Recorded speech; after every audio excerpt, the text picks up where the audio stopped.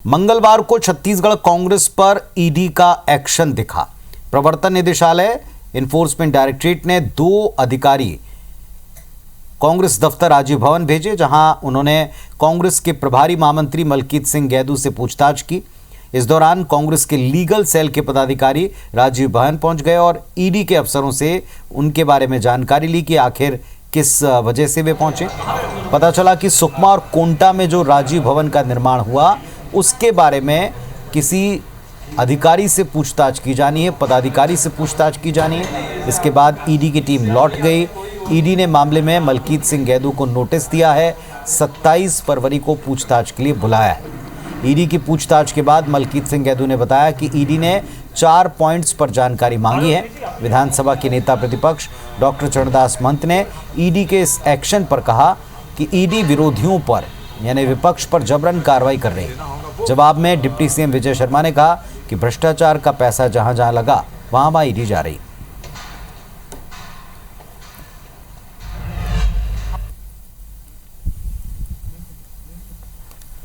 जो हो रहा है देख रहे हैं आप, साल भर से छापा ही छापा पड़ रहा है। ईडी के छापे पड़ते हैं, आप उनको जेल में डाल देते हैं, जेल में पड़े रहते हैं वो, और बाद में देवेंद्र यादव की तरह छूट के आ जाते हैं। चाहे आप 3 महीने कर लो, चाहे 7 महीने कर लो, मगर आप उसके खिलाफ कुछ साबित ही नहीं कर पा रहे। ये हमारे लिए दुख की विषय है। अगर भ्रष्टाचार का पैसा जहां लगा है वहां ईडी जा रही है तो उसको इस दृश्य में नहीं देखना है कि वो बड़ी संस्था है या छोटी संस्था है या बड़ा आदमी है या छोटा आदमी है, वो मसला नहीं है। एक तरफ तो हर कोई प्रयागराज महाकुंभ में आस्था की डुबकी लगाने पहुंच रहा है, तो दूसरी तरफ छत्तीसगढ़ की जेलों में बंद कैदियों के लिए भी गंगा जल से स्नान को लेकर इंतजाम हुआ, खास आयोजन किया गया। आपको दिखाते हैं अलग अलग तस्वीरें। छत्तीसगढ़ के गृह मंत्री, प्रदेश के डिप्टी सीएम विजय शर्मा प्रयागराज गए थे। वहां उन्होंने स्वयं तो स्नान किया है, लेकिन वहां से गंगा जल लाए और वहां भी उन्होंने कहा था कि ये गंगा जल छत्तीसगढ़ की 5 सेंट्रल जेल और 20 जिला जेलों में कैदियों के स्नान के लिए। ये 4 तस्वीरें देखिए। पहली रायपुर, दूसरी बिलासपुर की, जहां कैदियों ने जेल में गंगा जल से स्नान किया है। तीसरी तस्वीर अंबिकापुर की, यहाँ भी कैदियों के लिए गंगा जल डालकर स्नान कुंड बनाया गया। कुंड में डुबकी लगाकर कैदियों ने स्नान किया। जगदलपुर में सेंट्रल जेल में बंद 550 कैदियों ने गंगा जल से स्नान किया है।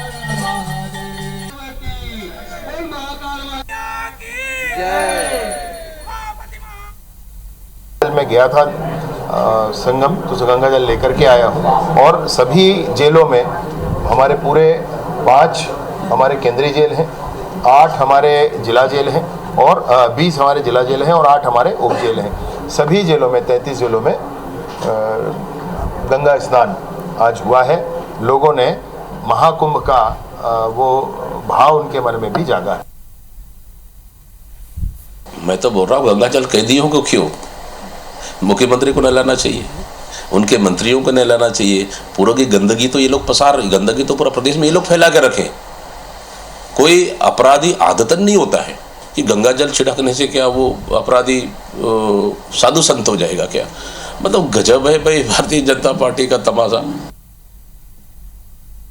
हमारे रिश्तेदार या मित्र सबको भी गंगा जल से नहलवा चुके हैं। तो जैसे हमारा पाप धुल गया गंगा नहाने से, आपका पाप धुल गया गंगा जाने से, तो पापियों का जो जेल में भर्ती है रजिस्टर्ड पापी, उनका पाप अब धुल गया है, तो उनको छोड़ने की व्यवस्था की जाए, ये मेरा मानना है।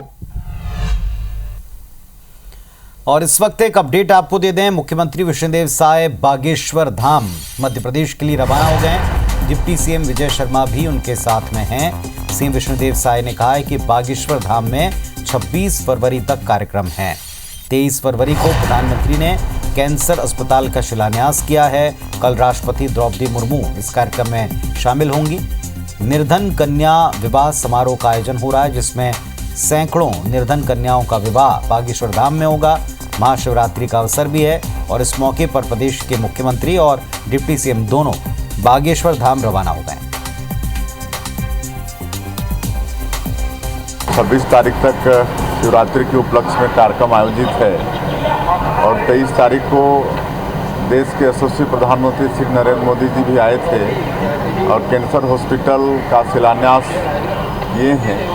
और 26 को शिवरात्रि के दिन राष्ट्रपति महोदया वहाँ पर आ रही हैं और 251 निर्धर कन्याओं का विवाह भी वहाँ पर बागेश्वर धाम की तरफ से हो रहा है।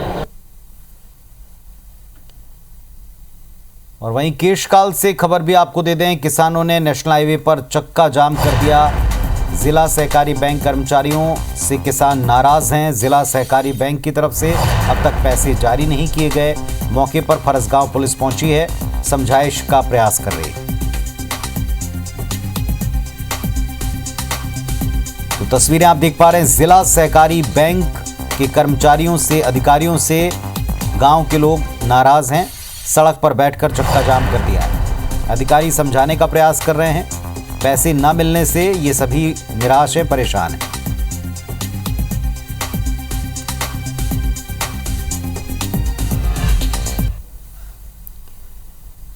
छत्तीसगढ़ में बजट आने वाला है। सत्र शुरू हो चुका है। छत्तीसगढ़ के वित्त मंत्री ओपी चौधरी 3 मार्च को विधानसभा में बजट पेश करेंगे। इस बजट के लिए हर वर्ग के लोगों से सुझाव मांगे गए।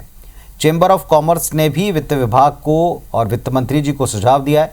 चेंबर ऑफ कॉमर्स के अध्यक्ष अमर परवानी ने कहा कि करीब 12 बिंदुओं का प्लान सरकार को सौंपा गया है, जिसमें प्रमुख मांगों में सभी जिलों और तहसील में स्थानीय बाजार को मजबूत करने के साथ वहां पर सुविधाओं का विस्तार मांगा है। नया रायपुर में होलसेल कॉरिडोर और रायपुर में जेम्स एंड ज्वेलरी पार्क के कार्यों में तेजी लाने की मांग की गई।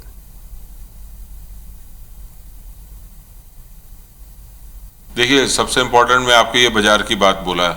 ये बाजार के बाद तो ये मंडी टैक्स हमेशा के लिए समाप्त होना चाहिए यहाँ पे। इसके बाद जो होलसेल कॉरिडोर है, जिसमें लगभग 8000 व्यापारी आ रहे हैं, लैंड यूज चेंज हो गया, रोड वगैरह के टेंडर हो गए, इसमें बहुत गति आनी चाहिए। जेम्स एंड ज्वेलरी पार्क है, वो भी सब पास हो चुका है, उसमें गति आनी चाहिए। जीएसटी में और अन्य रजिस्ट्रेशन में, पंजीयन में सभी जगह रिफॉर्म ला करके व्यापारियों के जीवन को सहज बनाने के लगातार काम किया जाएगा। और बजट में भी कुछ प्रावधान देखने को मिलेंगे जिसे मैं आपके सामने अभी नहीं रख सकता। जांजगीर चांपा के अकलतरा क्षेत्र में गर्मी आने के पहले ही पानी की किल्लत और समस्या दिखने लगी। ग्राम पंचायत गांव बनाने के बोरवेल और हैंडपंप सूख गए। ग्रामीण तालाब के गंदे पानी पीने के लिए विवश दिखते हैं। फरवरी का महीना अभी खत्म होने से पहले ये स्थिति है, तो चिलचिलाती धूप और गर्मी में आने वाले ग्रीष्म ऋतु में क्या होगा, इसे लेकर ग्रामीण चिंतित हैं। ग्रामीणों ने कई बार जिला प्रशासन से गुहार लगाई, लेकिन कोई सुध नहीं ली जा रही। आक्रोशित ग्रामीणों ने सड़क पर चक्का जाम किया तो पानी का टैंकर गांव पहुंचा है। ग्रामीण कहते हैं कि क्षेत्र में प्लांट है, क्रशर है, राइस मिल हैं, पानी का अधिक दोहन होता है और इसीलिए उनके यहाँ सारे वाटर रिसोर्स सूख रहे हैं। इधर अपर कलेक्टर उज्जवल पुरवाल ने कहा कि समस्या के निराकरण के लिए प्रशासन जुटा है। तालाब में नहर के माध्यम से पानी भरा जा रहा है ताकि जल स्तर बढ़े। तालाब के पानी बहुत गंदा है और देखे भी तो है तो मन गए हता कैसा है तेला भर के भी लाए हन, ओई में खाना भी बनाथन। अरे समय में टैंकर आ जाते ले लेथन पानी, और बोरिंग के पानी पूरा सूख गए। 4-5 बाल्टा भरवे तब है तो पानी निकल ही। चक्का जाम कर रहे हैं। हाँ, तब हो नहीं हुई। अब हर मांग पूरा हो भी नहीं करत है। अब टैंकरे हाथ है तो कोई पाथन कोई नहीं पाथन, तो का पूरा है अब नहीं पूरा है। चुनाव का बहिष्कार करेंगे करके ऐसा मौखिक रूप से अनुभागीय अधिकारी को बोला था। तो जब तक के भी चुनाव नहीं हुआ है तब तक के अभी टैंकर में पानी आ रहा है, लेकिन उसमें भी कभी कभी आता है, कभी कभी नहीं आता है। जो वहाँ पर केएसके प्लांट है उसको जो पानी सप्लाई होती है बसंतपुर बैराज से होती है। तो बसंतपुर बैराज से जो पानी आता है वो रिजर्वायर में स्टोर करते हैं। फिर भी आपने ये संज्ञान में लाया है तो मैं एसडीएम को पुनः बोल दूंगा कि वो इन तीनों चीज़ों की, राइस मिल की भी, थ्रेशर की और केएसके की पुनः जांच कर ले कि वहाँ जो लीगल सोर्सेस है उसके अलावा अन्य किसी सोर्स से बोर आदि के माध्यम से प्लांट के यूज़ के लिए पानी ना लिया जाए। इसको हम दिखवा लेंगे। इधर अंबिकापुर में कार्ड बनाने की, आधार कार्ड बनाने की प्रक्रिया में करेक्शन रोड़ा बन रहे हैं। आधार कार्ड और स्कूल के दस्तावेजों में अंतर होने के कारण अपार आईडी नहीं बन पा रही है। छात्र का नाम, जन्मतिथि, सरनेम और पिता के नाम जैसे डिफरेंस पाए जाने पर अपार आईडी जनरेट नहीं हुई है। इससे अभिभावकों के साथ साथ शिक्षा विभाग भी परेशान है। ज़िले में अपार आईडी ना बनने से, कार्ड ना बनने से आंकड़ा जो है केवल 70% पर अटका है। 30% छात्रों के आधार कार्ड में समस्याएं और इसके लिए शिक्षा विभाग अभियान चलाकर समस्या निराकरण की बात कह रहा है। विलम्ब हो रहा है। इधर चुनाव में सब लगे हुए थे, सभी लोग चुनाव में लगे हुए थे, यहाँ तक कि हमारे शिक्षक भी सभी चुनाव में लगे हुए थे। तो अब चुनाव का काम, अब इसके बाद हमारा परीक्षा है, तो हम सब लोगों का ध्यान जो है परीक्षा की तरफ भी आ गया है और अपार भी चलता रहेगा, साथ साथ में अपार भी चलेगा। नहीं, इसके लिए डेडलाइन कुछ नहीं है, 1-2 महीने में हम लोग जो है नए सत्र तक पूरा काम कर लेंगे। विद्यार्थियों से जुड़ी एक बड़ी खबर पर आते हैं छत्तीसगढ़ में। इधर पेंड्रा में बोर्ड एग्जाम के पहले बड़ी लापरवाही दिखी है।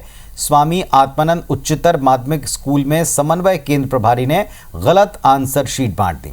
स्कूल में 2025 की बजाय 2024 की आंसर शीट बांटी गई। समन्वय केंद्र प्रभारी LP डाहिरे ने बताया कि करीब 1,500 उत्तर पुस्तिकाएं ऐसी बांटी गईं जो 2024 के एग्जाम की प्रैक्टिकल कॉपीज थी।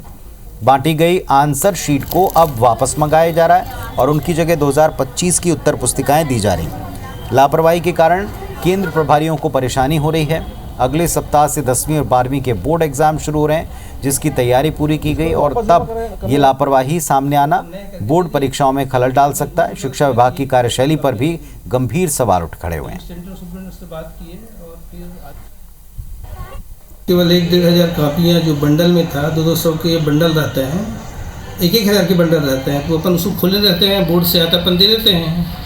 उसमें प्रैक्टिकल के लिए कुछ कापी आई थी 2024 के लिए, वो भी साथ में चला गया था। फिर बाद में जब अपन मिलान किए तो पता चल गया आगे कुछ नहीं, उसको अपन वापस मंगा लिए, प्रैक्टिकल में देंगे बच्चों को उसको।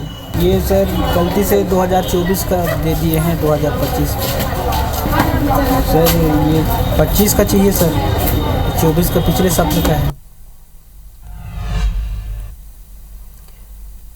अंतर्राष्ट्रीय वक्ता प्रेम रावत छत्तीसगढ़ की राजधानी रायपुर पहुंचे हैं। उन्होंने कन्वेंशन सेंटर में कई प्रदेशों से आए लोगों को संबोधित किया। प्रेम रावत ने कहा कि संसार का हर व्यक्ति, चाहे वो कोई भी हो, 3 कानूनों से बंधा है। एक दिन हम इस संसार में आए थे, एक दिन हमें इस संसार से जाना होगा। प्रेम रावत ने समझाया कि हमारे सामने 2 विकल्प, 2 रास्ते हैं। पहला, श्रेय जो सही है उसे चुनना है, और दूसरा, जो अच्छा लगे उसे चुनना। मनुष्य सही क्या है उसे नहीं चुनता, उस रास्ते को चुनता है जो उसको पसंद आता है, फिर चाहे वो सही क्यों ना हो। इसके लिए संसार की ये स्थिति है। उन्होंने अपने हिसाब से इसकी व्याख्या की। अगर मैं चाहूं तो मैं अपने जीवन में वो समय शांति को दे सकता हूं, ज्ञान को दे सकता हूं, आनंद को दे सकता हूं, परमानंद को दे सकता हूं। और अगर मैं चाहूं तो उस समय को मैं बर्बाद कर सकता हूं। और बीजापुर से एक बड़ी खबर भी देते हैं। 9 नक्सलियों ने पुलिस के सामने सरेंडर कर दिया है। 4 इनामी नक्सली इन 9 नक्सलियों में शामिल हैं। तो कुल मिलाकर 9 नक्सलियों ने सरेंडर किया, जिसमें से 4 इनामी नक्सली हैं। बड़ी खबर इस वक्त की बीजापुर से। पुलिस के सामने कुल 9 नक्सलियों ने सरेंडर किया, जिनमें से 4 इनामी नक्सली हैं, अलग अलग वारदातों में शामिल रहे हैं। सरकार की नीतियों से और नक्सल विरोधी जो अभियान चल रहा है उसमें सीधा संदेश है सरकार का कि हथियार छोड़ें, मुख्यधारा में आएं, वरना सफाई के लिए तैयार हैं। और इसके साथ ही सरेंडर करने वाले नक्सलियों की तादाद भी बढ़ती जा रही। कुल 9 नक्सलियों ने आज आत्मसमर्पण किया है पुलिस के वरिष्ठ अधिकारियों के सामने, जिनमें से 4 बड़े इनामी नक्सली।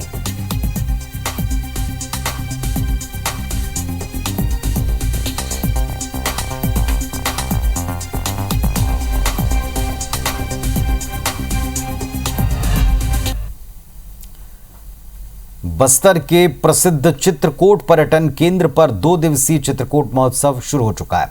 बस्तर सांसद महेश कश्यप ने कमिश्नर, कलेक्टर, अधिकारियों की मौजूदगी में इस महोत्सव का आगाज किया। 2 दिवसीय इस महोत्सव में कई तरह के खेलकूद प्रतियोगिताओं का आयोजन होगा। साथ ही स्थानीय और दूसरे प्रदेश के कलाकार अपनी प्रस्तुतियां देंगे। सोमवार को महोत्सव में बस्तर अंचल की विभिन्न जनजातीय समूहों के पारंपरिक लोक नृत्यों के दर्शकों का मन मोहते नजर आएंगे। और इस दौरान बस्तर सांसद महेश कश्यप कहते हैं कि धीरे धीरे बस्तर बदल रहा है। महाशिवरात्रि के दौरान चित्रकूट में मेला भरता था, अब सरकार यहां मेले के साथ साथ एक महोत्सव भी रख रही है ताकि स्थानीय कलाकारों को एक मंच मिले। राष्ट्रीय स्तर के कलाकार यहां अपनी प्रस्तुतियां देंगे, जिससे इस स्थान का पर्यटन के क्षेत्र में नाम बढ़ेगा। और इस चित्रकूट महोत्सव को 2011 में पहले मंडई के रूप में मनाया जाता, आज महोत्सव के रूप में मना रहे हैं। इसमें राष्ट्रीय अंतर्राष्ट्रीय स्तर के कलाकार भी आ रहे हैं और बस्तर के सभी हमारी संस्कृति परंपरा का झलक देखने को मिलता है। और वो बस्तर एक समय काला पानी का सजा माना जाता था, वो बस्तर पूरी दुनिया में बदनाम था, वो बस्तर बदल रहा है। इसमें हमारे शासन प्रशासन से लेकर बस्तर के सभी लोगों का योगदान है।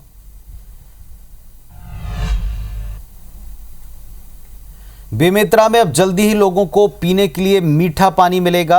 IBS 24 की खबर का एक बड़ा असर हुआ है। नगर में पानी की समस्या को लेकर लगातार खबर दिखाने के बाद अब एक पहल हो रही। नवनिर्वाचित अध्यक्ष विजय सिन्हा ने PHC अधिकारी और नगरपालिका टीम के साथ वार्ड वासियों से मुलाकात की। उनको ये भरोसा दिया, कहा कि बहुत जल्द मीठा जल घर घर पहुंचेगा। नवनिर्वाचित अध्यक्ष का कहना है कि पिछले कार्यकाल में भ्रष्टाचार ही हुआ है। 2013 में जल आवर्धन योजना के तहत 13,64,000 रुपये खर्च कर खारे पानी से लोगों को निजात दिलाने की योजना बनी, लेकिन काम अभी तक पूरा नहीं हुआ। अब जल्दी से जल्दी मीठा पानी लोगों के घरों तक पहुंचे, इस योजना पर काम शुरू करेंगे।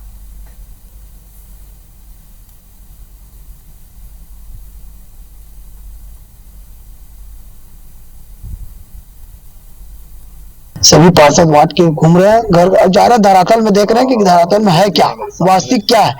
आप बता रहे हैं 23 करोड़ 24 करोड़ रुपया, वो 23-24 करोड़ रुपया आखिर गया कहाँ। नायक साहब बता रहे हैं कि 28 लाख लीटर पानी यहाँ रोज दे रहे हैं, 14 लाख सुबह 14 लाख शाम को। लेकिन धरातल में हम जा रहे हैं, देख रहे हैं, घूम रहे हैं, कहीं पर समझ में कुछ नहीं आ रहा है। जब तक लोगों को पानी नहीं मिलेगा यह अभियान जो है लगातार कंटिन्यू जारी रहेगा। 2013 के बाद से योजनाएं पूर्ण होने में थोड़ा समय लगा है और अभी भी कुछ कार्य बाकी है, क्योंकि नवीन रोड का निर्माण हुआ था, उस दौरान कुछ पाइपलाइन डैमेज हुए थे, उस पर भी काम चल रहा है अभी। और वर्तमान में हम एक एक जोन को पकड़ के मीठे पानी की सप्लाई को व्यवस्थित करने का प्रयास कर रहे हैं।